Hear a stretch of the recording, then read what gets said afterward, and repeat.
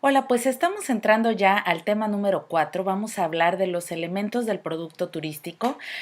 Creo que ustedes ya están muy familiarizados con ellos, pero vamos a dar un repaso. Desde luego tiene que ver con la gestión turística, tiene que ver con la infraestructura en sí, con el equipamiento que rodea o cobija ese producto turístico en el destino, tiene que ver desde luego con los recursos básicos y las singularidades o los elementos que van a ser diferente a ese producto turístico, y podemos hablar desde museos, desde restaurantes, hoteles, monumentos históricos, vestigios arqueológicos, etcétera, etcétera, todos los elementos de los que ya hablamos en el inventario de hecho. Y en torno a todo esto también está muy envuelto por la imagen de marca, si es que hay un destino cercano, un destino que cobija al producto turístico, pero si no, la imagen de marca que se le va a dar al producto turístico en sí. Pueden leer la definición de la OMT, ustedes pueden documentar sus propias definiciones, pero tenemos el producto turístico como todo ese conjunto de bienes y servicios que se utilizan para el consumo turístico, que puede llevarse a cabo por grupos determinados o por consumidores en lo individual, y consideren también lo que es un servicio turístico en sí. Acuérdense que en esta materia vamos a hablar mucho de terminología y es importante no confundirnos, que ya son el conjunto de acciones y infraestructura que logran que ese consumidor satisfaga sus necesidades al llevar a cabo una actividad determinada durante su viaje, algo que quiera descubrir, algo que quiera vivir, y finalmente es esto lo que va a conformar su experiencia al experimentar o al acercarse al producto turístico.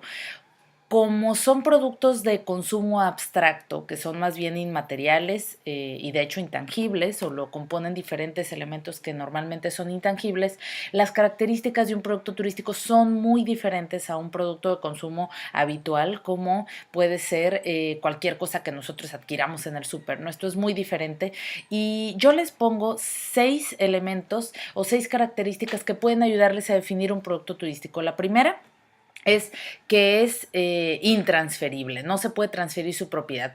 Básicamente, desde luego, tú vas únicamente a disfrutar de ese producto turístico mientras estés en el lugar en el que se encuentra, ¿no? No te lo puedes llevar finalmente en completito a tu casa, sino que tienes que trasladarte de hecho a donde está el producto turístico y vivirlo ahí.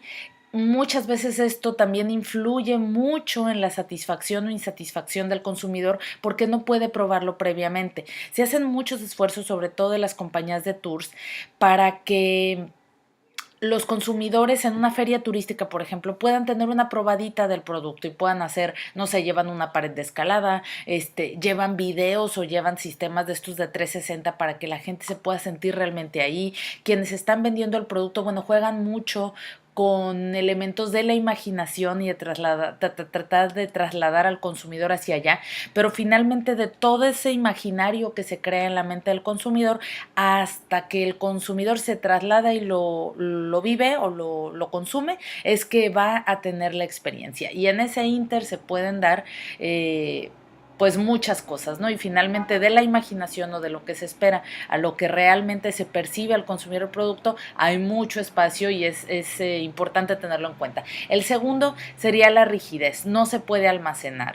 Finalmente se lleva a cabo en el momento, y aunque hay elementos tangibles, todo el producto de su conjunto obviamente no se puede almacenar. Es heterogéneo también, tiene varios elementos que lo componen y que en su conjunto armándolos llevan a proveer esta experiencia. Y claro, hay elementos que se pueden quitar o poner de acuerdo a las necesidades del consumidor. Yo recuerdo muy bien en un viaje que me tocó hacer a Tailandia, me impresionó muchísimo que las agencias de tours realmente te preguntaban: yo tengo este producto base, pero ¿qué es lo que tú quieres hacer?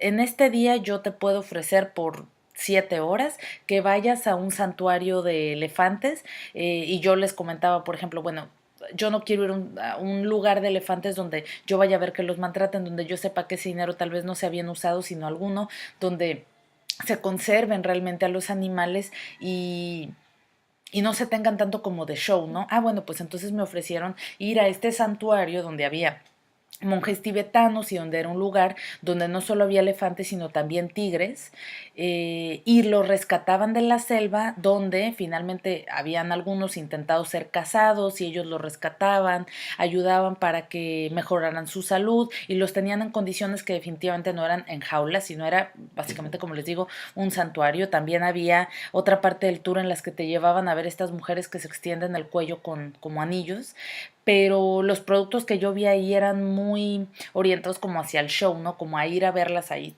sentadas casi esperando a que tú las vieras, y dejarles dinero. Y realmente en ese sí no estuve yo muy convencida, no fui. Y decidí mejor abocarme a los de animales, donde sentía yo que por lo menos podía hacer algo. Pero era mi gusto muy personal y ellos me adaptaron el tour a las actividades que yo quería, ¿no? Y a cada uno de los turistas de acuerdo a lo que querían las adaptaban y eso me pareció muy impresionante porque además yo lo estaba contratando en la tarde y ellos me lo podían adaptar el siguiente día a las 7 de la mañana, hacerlo de acuerdo a lo que a mí me interesaba, ¿no? Y tenían en ese sentido muchísima adaptabilidad. Luego, desde luego, viene el componente de la estacionalidad que en turismo siempre es muy importante. Tenemos condiciones climáticas, tenemos temporadas, así que siempre se debe estar adaptando de acuerdo a eso para que el turista tenga la experiencia pues más memorable que se pueda. Y luego la emocionalidad, que esto es importantísimo y yo creo que ustedes lo han vivido o lo han visto mil veces, así como un libro dicen que no se lee dos veces exactamente igual, porque depende en el momento en el que estés de tu vida lo vas a interpretar diferente. Yo creo que los viajes es incluso un ejemplo mucho mejor porque obviamente depende si vas con tu familia, si vas solo, si vas de luna de miel, pero también muy en lo personal depende de cómo te sientas en ese momento. Todos hemos recibido visitas y vivimos en un destino turístico. A mí me ha pasado recientemente aquí en Puerto Rico que recibo una visita que viene como súper ilusionada del viaje porque quiere escapar como de la rutina del trabajo o tienen problemas personales y lo ven como un desahogo y lo han vivido de una manera extraordinaria, pero he recibido visitas también de personas que vienen como en un, no sé, en una emocionalidad como más baja, como más a lo mejor tristonas o con no muchas ganas de hacer cosas y la misma experiencia la han vivido así de no me gustó tanto realmente. Entonces tiene mucho que ver con esa emocionalidad y siempre hay que estar bien conscientes. Y el gran tema que les quiero transmitir en esta presentación son los niveles de clasificación del producto turístico. En la tarea tendrán ustedes que eh, tratar de ejemplificar estos niveles de producto, investiguen más para que lo puedan hacer, pero básicamente les doy un gran vistazo. El producto común es el beneficio básico que se va a recibir. Entonces, ustedes traten de identificar cualquier experiencia turística como producto y el beneficio básico si pensamos en una compañía de tours que ofrece un tour a un recurso natural, bueno, el beneficio básico o el beneficio común sería realmente qué es lo que el turista va a recibir, es decir, que vaya a esa de punto natural y que pueda nadar, por ejemplo, en una laguna, que pueda tener avistamiento de aves y que tal vez pueda conocer cuál es las especies endémicas y cómo es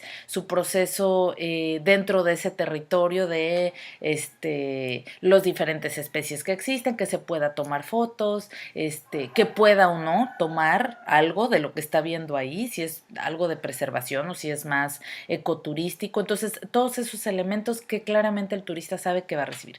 Luego, el producto esperado son ya esos atributos que el turista espera recibir. ¿Cuál es la experiencia que se estaba como imaginando y que él está esperando recibir en función de eso que se le prometió, sobre todo cuando lo compró? Porque recordemos que en turismo compras primero imaginando y luego después ya vienes y lo consumes, ¿no? Y esas expectativas es ya realmente él se está imaginando que hay un recorrido larguísimo donde va a haber muchas especies de aves, donde va a haber especies coloridas, donde va a haber aves que nunca había visto antes y que no hay en su país tal vez. Entonces todos esos elementos vendrían en el producto esperado.